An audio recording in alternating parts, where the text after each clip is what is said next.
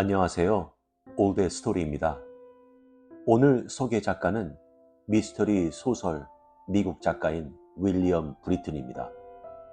브리튼은 1930년 뉴욕에서 태어났습니다. 학교 선생님의 꿈을 이뤄 아이들을 가르치게 됨과 동시에 글을 써내려가기 시작했습니다.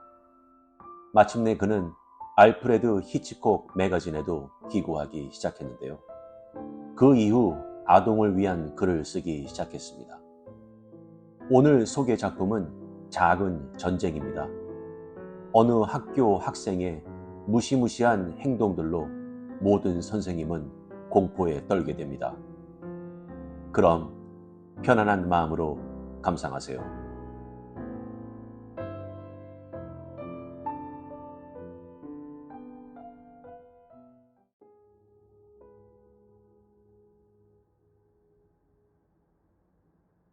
작은 전쟁, 윌리엄 브리튼. 제이크 랜디스는 다리를 절뚝거리며 교실로 들어가 지팡이를 분필 상자에 걸어놓고 자신의 책상 앞에 놓인 철제 의자에 앉았다. 그리고 두 손으로 왼쪽 다리를 들어 가장 편안한 위치로 놓았다. 그 다리는 5년 전에 교통사고로 못 쓰게 되었는데 이제는 별로 슬프지 않았다. 그저 불편할 뿐이었다. 그리고 스포츠 영웅이나 제2의 프레드 아스테어가 되려는 꿈을 가지고 있는 50명의 아이들에게 역사를 가르치기 위해서 반드시 성한 다리가 필요한 것도 아니었다. 또한 지팡이는 여러모로 쓸모가 있었다. 특히 프랑스의 검수를 설명하거나 아이들이 수업 중에 딴전을 피우지 않게 하는데 큰 효과가 있었다. 계단을 오르내리는 일이 힘들기는 했지만 앞질러가는 축구 선수들에게 부축해달라고 할 수도 있었고 아이들이 먼저 와서 부축해 주기도 했다. 제이크는 성적이 떨어지는 반 아이들의 시험지를 꺼내 읽기 시작했다. 보스턴 티파티는 혁명에 참여하기 위해서 식민지 사람들이 계획한 것이었다. 아이고 세상에. 철자도 엉망이고 무슨 말인지 이해하기 힘들군. 그때 누군가 교실 문을 두드려서 제이크는 고개를 들었다. 문이 열리더니 수학 선생인 하비 캐시디가 머리를 들이밀었다. 시간 좀 낼 수 있나, 제이크? 그럼 들어오게, 하브. 하지만 수학에 관한 얘기하면 난 아이들의 문제를 논리적으로 풀 생각은 하지 않고 이상하게만 풀려고 한다고 늘 생각하고 있었네. 자넨 아이들에게 철자법과 각불의 체력부터 정확히 가르쳐야겠어. 하지만 200년 동안 인간들이 저지른 끔찍한 짓을 돌이켜 생각하는 것보다는 낫다고 생각하네. 캐시디가 씩 웃으며 말을 받고는 학생 책상에 팔을 기대며 갑자기 웃음을 거뒀다. 제이크, 자네가 가르치는 학생 중에 알렉 위트닌이라고 있나? 있지. 3교시에 가르치지. 그 애는 저쪽 창문 옆에 앉아. 그런데 왜 그러나? 그 녀석이 어떻다고 생각하나? 시험 성적 얘기가 아니야. 성격이 어떤 것 같나? 제이크는 잠시 생각해 보았다. 솔직히 말해서 잘 모르겠군. 그 애는 거의 말이 없어. 그리고 질문할 때는 일부러 나를 당황하게 하려는 질문만 하지. 그리고 심각하지는 않지만 목이 좀 아픈 모양이더군. 과학을 가르치는 마벨 퍼치 선생은 그 녀석을 아주 좋아하는 것 같더군. 그런데 그건 왜 묻나? 제이크는 다시 발을 편하도록 옮겼다. 캐시디의 눈빛이 날카로워졌다. 오늘 아침 일어났을 때 알렉이 나를 고의적으로 죽이려고 했을지도 모른다는 생각이 들었기 때문에 물어보는 거야. 제이크는 믿을 수 없다는 듯이 고개를 설레설레 흔들었다. 뭐라고? 알렉은 1학년 치고는 좀 건방지게 하지. 하지만 자네는 200파운드는 나갈 테니 그 녀석이 자네를 움직이려고 하려면 대포라도 쏴야 할 거야. 그리고 그 녀석이 자네를 죽이려고 했다는 생각한다는 건 또 뭔가? 자네도 잘 모르는 거야? 캐시디가 손을 들면서 말했다. 어제 7교시였어. 평소보다 수업이 좀 일찍 끝나서 남은 10분 동안 아이들에게 숙제를 하라고 시켰지. 그리고 날씨가 너무 더워서 창문을 모두 다 최대한 높이 열라고 했지. 창문을 높이 열어? 그 교실은 학교의 끝쪽에 있네. 기억나나? 거기 창문은 바닥에서 2인치 정도 아래에 있어. 그래서 그 창문 주위로 다닐 때는 조심하라고 이사가 늘 잔소리 하잖아. 어쨌든 아이들은 아인슈타인처럼 실험을 하고 있었고 나는 시원한 공기를 들이마시며 창문 밖으로 몸을 내밀고 있었어. 교실을 등지고 있었지만 아무 문제도 없을 거라고 생각했네. 한두 녀석이 돌아다니는 소리가 들렸지만 종이나 연필깎이가 필요하면 사용하라고 했기 때문에 그러는가 보다고 생각했지. 하부, 도대체 얘기의 핵심이 뭐야? 나는 내가 왜 돌아섰는지 모르겠어. 하지만 내가 돌아서 보니 알렉이 창문 버팀대를 창처럼 어깨 위로 들고 있는 거야. 그 녀석은 내가 돌아서자마자 그걸 나한테 던졌어. 그 창문 버팀대는 나에게서 약 2인치 정도 벗어나서 열려있는 창문 밖으로 날아갔지. 보도에 부딪히면서 무시무시한 소리가 나더군. 이봐, 우리 반 아이들도 창문 버팀대를 가지고 놀아.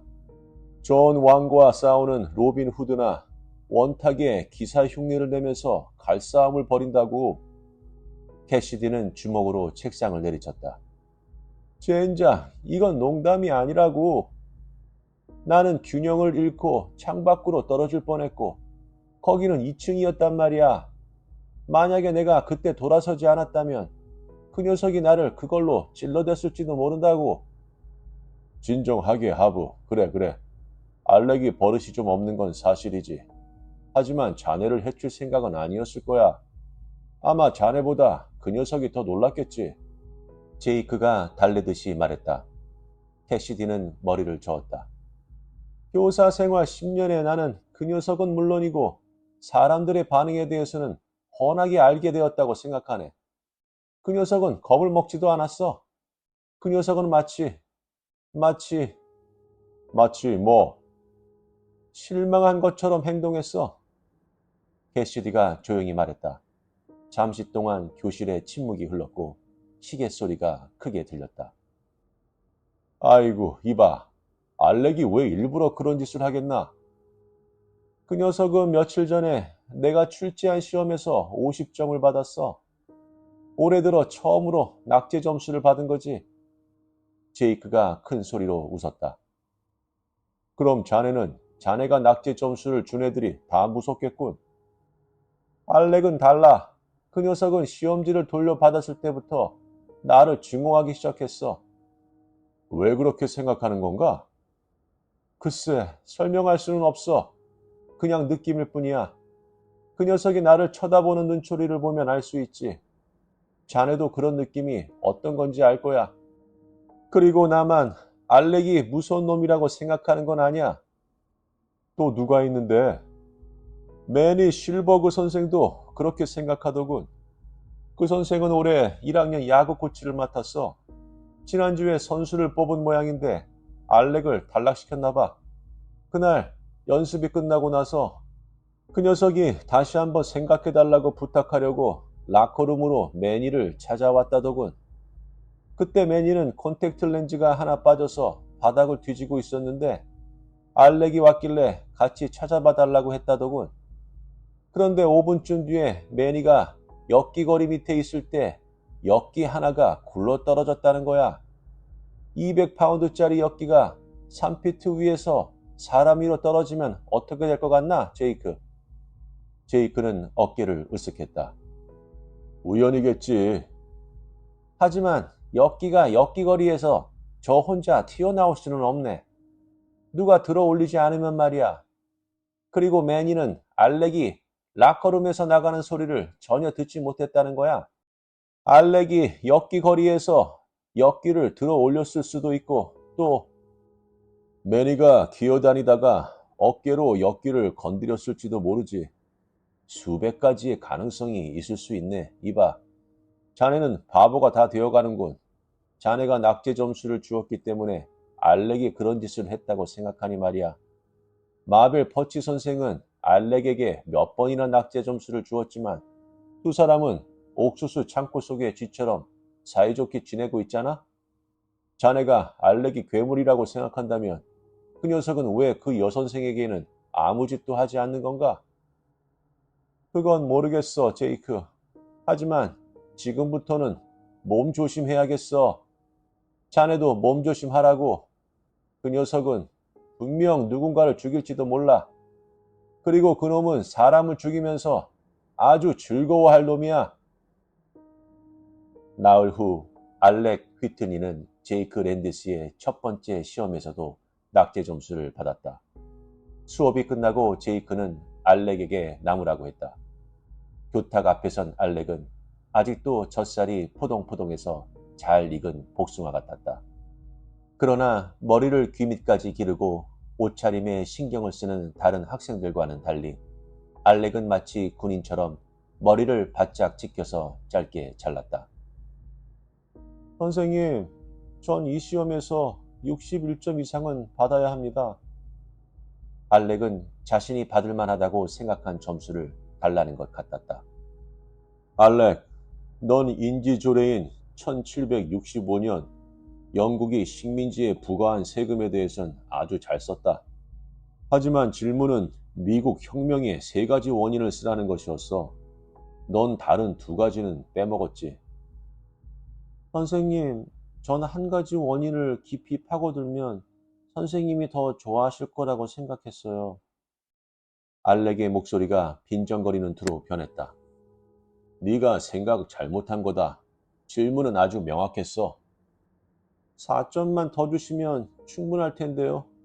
낙제를 면하려면 말이에요. 그것은 부탁하는 것이 아니었다. 명령이었다. 제이크는 신병 시절 이후로 그런 말투를 들어보지 못했다. 당장 나가거라, 알렉. 제이크가 엄하게 말했다. 알렉은 등을 구부리고 교실 바닥만 바라보고 있었다. 이봐, 이제 30초 후면 저 문으로 아이들이 들어올 거다. 그때까지 네가 나가지 않으면 아이들이 들어와서 네가 내 발에 차여서 저쪽 벽으로 날아가는 것을 볼 거다. 무슨 말인지 알겠니? 제이크는 농담을 하고는 웃었다. 그러나 알렉은 표정이 바뀌었다. 그 표정을 본 제이크는 마치 얼음물을 뒤집어 쓴 것 같았다. 알렉의 눈에 가득 찬 악의는 제이크가 지금까지 교직 생활을 하면서 한 번도 보지 못했던 것이다. 그의 뒤틀린 얼굴이 자신을 죽이려고 했다는 캐시디의 말이 어쩌면 사실일지도 모른다는 생각이 갑자기 들었다. 알렉은 아무 말도 없이 휙 돌아서서 성큼성큼 걸어나갔다. 제이크는 그날 하루 종일 부끄럽기도 하고 무섭기도 해서 마음이 뒤숭숭했다. 알렉은 다른 학생들처럼 낙지한 것에 대해 선생보다는 자기 자신에게 더 화를 내야 했다. 제이크는 알렉이 교실에서 나가기 전에 얼핏 지었던 표정을 생각할 때마다 얼굴에 뭐가 기어다니는 것 같았다. 수업이 모두 끝난 뒤에 제이크는 숙제 검사를 했다.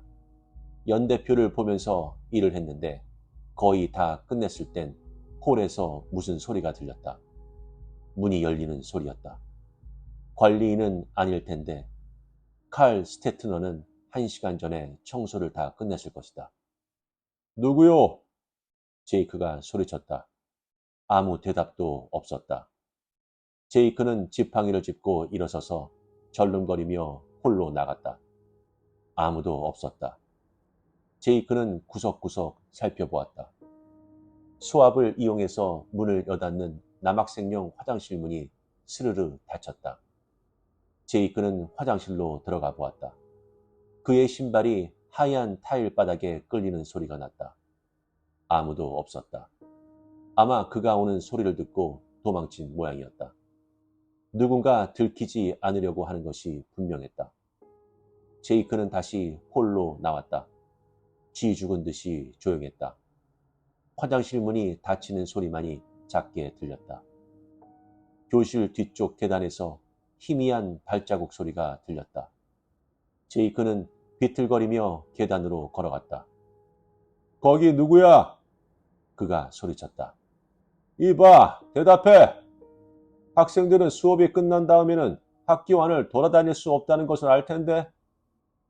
제이크는 층계 아래쪽을 볼 수 있을까 해서 아래를 내려다보았다. 아래쪽에서 휘파람 소리가 얼핏 들렸다. 숨바꼭질할 셈이야? 제이크는 콧웃음을 쳤다. 그래, 좋다. 도대체 어떤 녀석인지 한번 보자. 제이크는 지팡이를 짚고 천천히 힘들여서 왼발을 첫 번째 계단에 내려놓았다. 그리고 오른팔을 내디디면서 손으로 난간을 꼭 붙잡았다. 이제 한 계단 내려왔다. 23계단을 더 내려가야 한다. 물론 그 꼬마 녀석을 잡을 수는 없겠지만 악착같이 계단을 내려가 보면 학교를 나가는 그 녀석을 뒤쫓을 수 있을지도 모른다고 생각했다. 2계단, 3계단.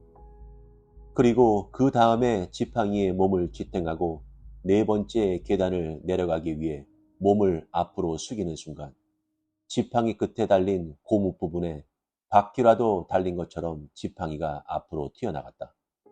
제이크는 균형을 잃으면서 본능적으로 다친 다리를 내밀었지만 미끄러지고 말았다. 제이크는 굴러 떨어졌다. 그는 엉덩방아를 찢고 옆구리에 통증을 느꼈다. 손을 뻗었지만 아무것도 잡을 수 없었고 다시 계단을 구르자 시멘트로 만든 계단이 눈앞에서 사라져버렸다. 제이크는 손으로 얼굴을 감싼 채 계속해서 굴러떨어지면서 사향 냄새 같은 달짝지근한 이상한 냄새를 맡았다. 계단 밑에 굴러떨어진 제이크는 라디에이터에서 머리를 세게 부딪혔다. 정신이 얼얼하고 눈앞에서 별이 반짝였다. 제이크는 머리가 아프고 귀가 멍했지만 한참 후에 안간힘을 다해 팔과 성한 다리를 움직여 보았다. 아픈 다리에 가벼운 통증이 느껴졌다. 제이크는 몸을 비틀어 일어서서 자신이 떨어져 내린 20여 개의 계단을 올려다 보았다. 운이 좋았다는 생각이 들었다. 저 정도 높이에서 굴러 떨어지면 팔다리가 부러지는 것은 말할 것도 없고 목이나 척추가 부러질 수도 있을 텐데 왜 미끄러졌을까?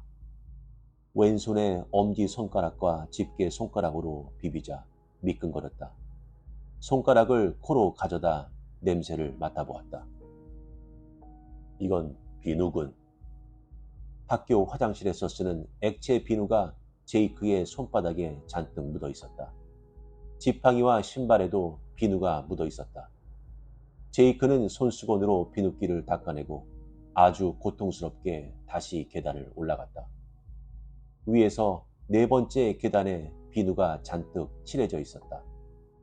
누군가 고의적으로 교실 밖에서 소리를 내고는 그를 죽이려고 복도로 끌어낸 것이 틀림없다. 누굴까? 알렉 위트니? 그날 저녁 제이크는 집에서 상처를 찜질하면서 알렉 휘트닌을 어떻게 해야 할지 곰곰이 생각했다. 누구에게 말해볼까? 하지만 누구에게 말하지? 제이크는 자신이 지난주에 하비 캐시디의 말을 비웃었던 것이 생각났다. 아니야, 다른 선생에게 이런 말을 할 수는 없어. 경찰에 말해볼까? 그들은 증거를 대라고 할 텐데 증거라고는 하나도 없다. 계단에 비누가 묻어 있었을 뿐인데 그것은 우연일 수도 있는 것이다. 그리고 그 녀석의 표정도 증거이긴 하지만 경찰에게 얼굴에 나타난 표정을 어떻게 설명할 수 있겠는가. 그러나 이대로 기다리기만 하다가는 그 녀석이 또 다른 살인을 저지르려고 할지 모른다. 다음날 제이크는 수업이 없는 시간을 이용해 학생 지도실에 가서 알렉 휘트닌의 생활기록부를 조사해 보았다. 참고할 만한 것이 많지는 않았다. 알렉의 어머니는 10년 전에 죽었고 지금은 더비가에서 아버지와 단둘이 살고 있었다. 그 호화스러운 지역에 집을 가지려면 틀림없이 알렉의 아버지는 고생을 많이 했을 것이다. 알렉은 최근에 세워진 친달 파크 학교를 졸업했다. 처음 6년 동안의 성적은 D와 F가 많지 않은 보통 성적이었다. 7학기에 들어서는 많이 달라졌다. 성적이 점점 더 저조해지기 시작했는데 영어에서만 F가 3개 있었다. 제이크는 미소를 지었다. 그해 출석표에는 알렉이 총 25일 결석한 것으로 나와 있었다. 제이크는 그 전해 출석표를 살펴보았다. 뭔가 이상했다. 알렉은 6학기 내내 17일밖에 결석하지 않았다. 결석한 날들의 간격이 아주 넓었기 때문에 병이나 사고 때문인 것 같지는 않았다. 8학기에도 별 차이는 없었다. 성적은 더 나빠졌고 결석 일수도 많아졌다. 담임을 맡았던 법 하우저만이 생활기록부에 몇 마디 덧붙여 놓은 것이었다. 10월 17일 알렉은 늘 혼자 다님, 내성적임, 바람직하지 못할 정도로 내성적임. 1월 29일 평상시에는 온화한 소녀님, 그러나 가끔씩 친구들과도 아무것도 아닌 일로 싸움. 2월 27일 중간 시험 이후로는 시무룩해짐. 4월 15일에 적어놓은 말에는 줄이 여러 개 그어져서 지워져 있었다. 제이크는 뒷장의 볼펜 자국을 자세히 살펴보았다. 첫 자는 O자 같았다. 자세히 들여다보니 글씨를 몇 개 더 알아볼 수 있었다. 오, 알레, 하려해. 제이크는 거기까지 읽고 그게 무슨 말인지 알아냈다. 오늘 알렉이 하려고 했던 것은 더 이상은 알 수 없었다. 법 하우저만 선생은 다른 사람이 눈치채지 못하게 하려고 애를 쓴 것 같았다. 제이크는 책상 위에 놓여있는 전화를 들어 친달 파크 학교에 전화를 했다. 교환수가 하우저만 선생이 수업 중이라고 했음에도 불구하고 제이크가 전화를 바꿔달라는 얘기를 하자 교환수는 한참 동안 잔소리를 늘어놓았다. 제이크가 급한 일이라고 거듭 말하자 교환수는 마지못해서 하우저만을 바꿔주었다. 어이 제이크, 올해 들어서 한 번도 못 만났군. 언제? 이봐, 수다 떨 시간이 없어. 자네가 작년에 가르쳤던 알렉 휘트닌에 대해서 빨리 설명해 보게. 난 자네가 마지막으로 써놓은 지워버린 말을 알고 싶네. 그거 생각나나? 하우저만은 한참 있다가 입을 열었다. 그래, 제이크, 생각나네. 하지만 그 기록은 이제 부모들도 다 알고 있는 걸세. 그리고 골치가 아파질지도 모르는 이봐, 나한테 말 못할 게 뭔가? 자네가 하는 말은 아무에게도 말하지 않겠네. 약속하지. 자, 어서 말해보게. 그 아이는 문제가 있어. 그의 아버지는 황소 같은 사람이지. 자신이 소유하고 있는 회사의 직원들과 똑같이 아들을 다루려고 하는 사람이야. 입증할 수는 없지만 알렉의 성적이 나쁘면 알렉을 두드려 패는 모양이야. 시험을 잘못 볼 때마다 알렉은 하루나 이틀씩 결석을 했는데 다시 학교에 나올 때는 얼굴에 멍이 들어있더군. 내가 봤네. 그랬군. 하지만 내가 알고 싶은 것은 그게 아닐세. 자네가 생활기록부에 써놓은 말이 제이크, 다른 사람에게 말하면 가만히 있지 않겠네. 난 알렉이 나를 죽이려고 했다고 믿고 있어. 웃지 말게. 정말이야. 난 웃지 않았어, 보. 어떻게 했는데? 우리는 연극을 준비하고 있었어. 알렉은 주연을 맡았었지. 그 녀석은 정말 대단한 놈이야. 그 녀석은 누구든지 똑같이 흉내낼 수 있거든.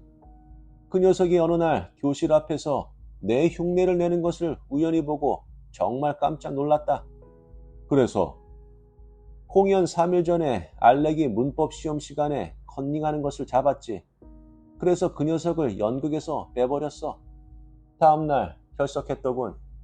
자네도 그 다음엔 어떻게 됐는지 알 거야. 그의 아버지가 또 때렸나?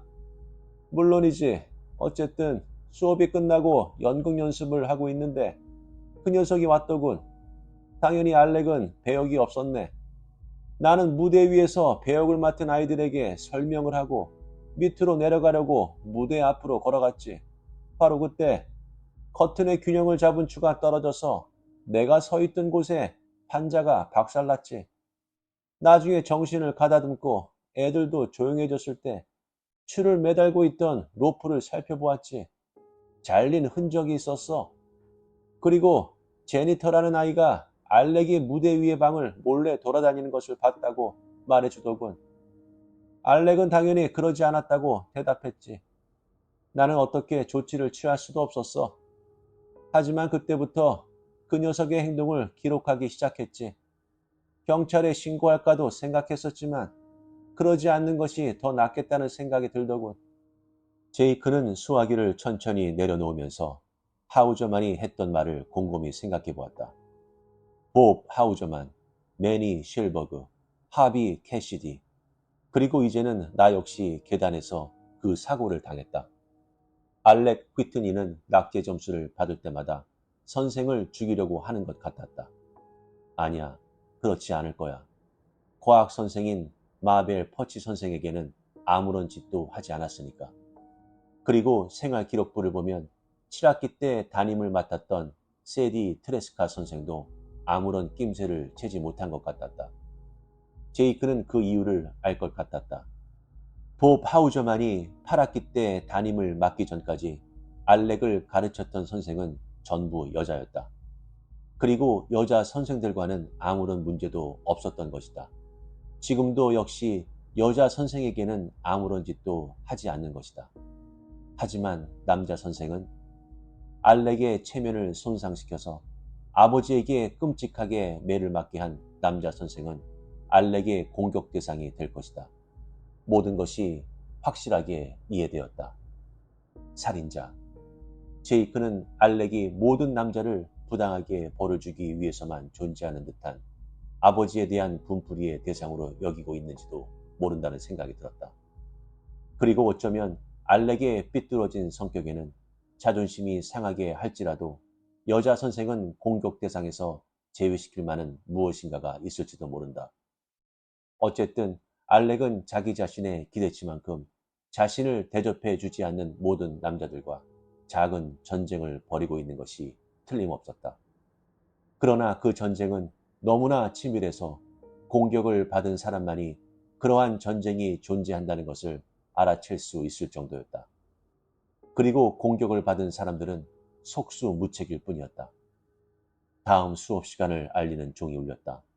그날 저녁 제이크는 일부러 7시까지 기다렸다가 알렉의 집에 전화를 걸었다. 제이크는 알렉의 아버지가 전화를 받았으면 싶었고 만약 알렉이 전화를 받으면 끊었다가 다시 전화할 생각이었다. 세뮤얼 휘트닌입니다. 누구십니까? 마치 베이스 드럼 속에서 울리는 듯한 목소리가 들렸다. 제 이름은 랜디스입니다. 랜디스? 아, 알렉의 선생님이시군요. 무슨 일이십니까, 랜디스 선생님? 제이크는 사내 대장부가 칼을 뽑았으면 무라도 잘라야 한다고 생각했다. 그는 깊이 숨을 들이쉬고는 지금까지의 얘기를 다 했다. 지금까지의 사건과 의심스러운 점들을 제이크는 다른 선생들의 이름만 빼고는 다 말했다. 그래서 저는 당신의 아들에게 문제가 좀 있다고 생각합니다. 그리고 솔직히 말씀드리면 저는 이 문제를 어떻게 다뤄야 할지 모르겠습니다. 제이크는 그렇게 말을 마쳤다. 제이크는 의자에 몸을 기대고 알렉의 아버지가 화를 벌컥 내리라고 생각하며 기다렸다. 제이크는 자신이 그 황소 같은 사람 앞에서 대놓고 아들이 살인범 기질이 있다고 말하지도 못하고 지레 겁을 먹게 되리라는 생각이 들었다. 알렉의 아버지는 어떤 협박을 먼저 할까? 해고시키겠다고 할까? 아니면 소송? 무슨 말씀인지 잘 알겠습니다. 사실 저도 제 아들 녀석이 그다지 유쾌하지 않은 짓을 한다는 것을 눈치채고 있었습니다. 저희 집에 한번 오셔서 어떻게 해야 할지 이야기를 좀 할 수 없을까요? 제이크는 믿을 수 없다는 듯이 수화기를 쳐다보았다. 오늘 밤이라도 괜찮으시겠습니까? 좋습니다. 알렉은 영화나 보라고 내보내지요. 1시간 후쯤 오시겠습니까? 좋습니다. 휘트닌의 집은 정면을 자연석으로 만든 구식 건물이었고 히덴버그 제플린 홀을 정박시켜도 될 만큼 컸다. 제이크는 절름거리며 벽돌 계단을 올라가 벨을 눌렀다. 문 옆에 조그만 금속 박스에서 붉은 불이 비치더니 거기에서 휘트니 씨의 목소리가 들렸다. 랜디스 선생님이십니까? 네, 접니다, 휘트니 씨. 문은 열려 있습니다. 들어오세요. 저는 거실 바로 오른쪽 서재에 있습니다. 제이크는 문을 열고 안으로 들어갔다. 거실은 농구 코트만한 크기였는데 낮은 책걸상에 놓여 있고 대나무 무늬의 벽지가 발라져 있는 데다가 이국적인 샹들리아가 걸려 있어서 마치 일본집 같았다. 벽에는 사무라이 칼까지 걸려 있었다. 제이크는 주위를 둘러보았다. 희미한 전등이 2개 켜지긴 했지만 실내는 어두웠다. 거실 끝쪽에서 환한 불빛이 보였다. 제이크는 푹신한 양탄자를 지나 서재 문 앞까지 갔다. 서재는 마치 남북전쟁 당시에 물품을 광 쪽으로 수집하는 사람이 꾸며놓은 것처럼 총의 뇌관과 총알부터 반합, 그리고 남부 동맹의 깃발까지 남북전쟁의 유물들이 가지런히 정돈되어 있었다. 세뮤얼 휘트니는 서재 한가운데 링컨이 썼을 것 같은 책상에 앉아 있었다. 윤곽이 뚜렷한 그의 얼굴은 마치 대리석을 깎아 만든 것 같았고 그의 입은 꾹 다물려 있었다. 그는 손을 책상 위에 올려놓고 있었는데 손바닥으로 책상을 누르고 있는 듯했다. 아주 따뜻한 밤이었는데도 그는 밝은 색의 두터운 외투를 입고 있어서 무척 완고해 보였다. 제이크는 서재로 들어가면서 잔기침을 하고는 말을 꺼내려고 했다. 그러나 그때 손가락이 떨려서 지팡이를 놓치고 말았다. 제이크는 당황하지 않으려고 애를 썼다. 눈앞에 믿을 수 없는 광경이 펼쳐져 있었던 것이다. 책상의 한쪽에는 찻잔이 있었는데 물은 담겨져 있지 않고 바닥에 하얀 가루가 잔뜩 담겨 있었다. 세뮤엘 휘트니는 눈은 허공을 바라보고 있었는데 빳빳이 굳어 있었다. 그의 소매와 손등에 먼지가 얇게 덮여 있었다. 알렉 휘트닌이 벌이고 있는 작은 전쟁의 첫 번째 희생자였다. 그리고 알렉으로서는 당연히 가장 먼저 해치워야 했던 적이었다. 저희 집에 오신 것을 환영합니다, 랜디스 씨.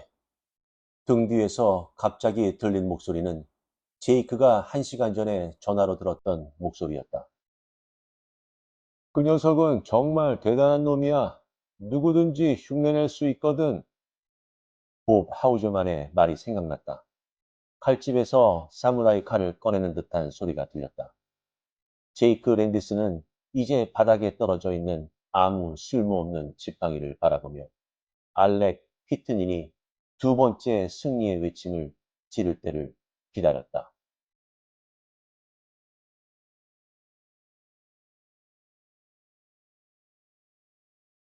어떠셨나요?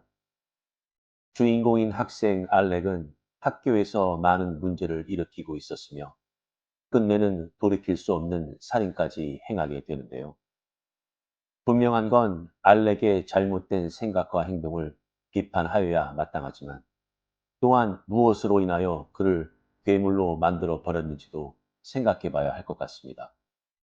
오늘날 잔혹한 살인, 엽기적인 살인, 그리고 말도 안 되는 이유 때문에 벌이는 못된 행동들의 비하인드는 분명 그들이 가지고 있는 문제가 분명히 있다는 점입니다. 가정, 학교, 부모, 친구 등 사회적 동물인 인간은 도대체 어떻게 살아야 하나요? 꼭 정답은 없다고 여겨지긴 하지만 결국 제가 생각하는 치유의 방법은 관심과 케어, 그리고 사랑이라고 생각합니다. 사랑과 관심이 결핍되면 결국 나 혼자라는 생각에 우울에 빠지게 되죠. 결국 이 사회는 같이 더불어 사는 하나의 공동체라고 생각한다면 조금이라도 남에게 조금만이라도 관심과 사랑하는 마음으로 먼저 다가간다면 조금이나마 발전하지 않을까요? 예전에 어느 라디오 사연을 들은 적이 있었는데 버스 운전기사가 손님이 탈 때마다 안녕하세요, 고맙습니다의 한마디가 그 기사의 하루를 즐겁게 한다는 말이 기억이 나는군요. 이처럼 어렵지도 않은 기본적인 나만이 아닌 다른 사람에게 사랑을 전달한다면 어떨까라는 마음입니다. 이야기가 많이 길어졌네요. 그렇다면 여러분은 오늘 하루 다른 사람에게 어떠한 말씀을 전달하셨나요? 구독과 좋아요는 영상 제작에 많은 힘이 됩니다. 감사합니다.